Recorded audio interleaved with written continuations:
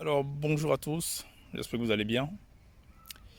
Alors, je fais un petit décryptage de l'actualité de cette semaine.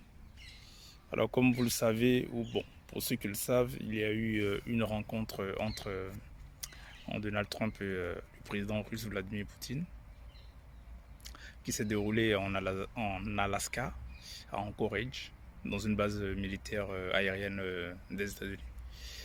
Alors, ici, j'ai bien envie de rigoler un petit peu parce que il y a 2 ans plus tôt, on avait eu un mandat d'arrêt contre le président russe, Vladimir Poutine, pour des raisons de séquestration et enlèvement des enfants ukrainiens qui se sont fait enlever lors de la bataille de Mariupol, qui est dans la zone, on va dire, au sud-est de l'Ukraine.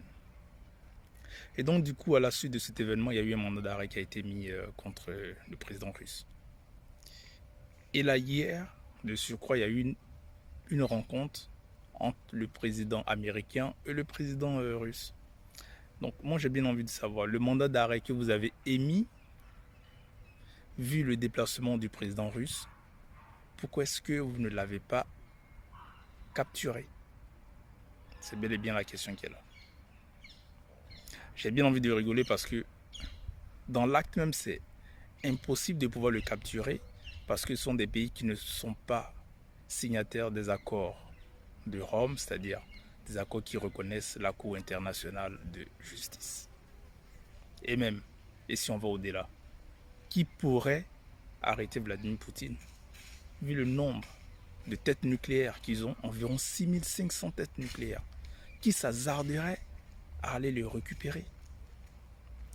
Donc, encore une fois, la Russie, c'est pas un pays du tiers-monde comme le Mali, comme la Côte d'Ivoire, et même comme le Niger, où vous allez avec vos airs de condescendance à récupérer les présidents, comme ce fut le cas pour le président ivoirien que vous avez envoyé à ces pays. Donc, oubliez vos mandats d'arrêt parce que dans l'acte même, ça ne sera pas possible de pouvoir attraper un président d'une grande nation, de surcroît la Russie. Donc voilà, allez, ciao, bisous, allez, salut.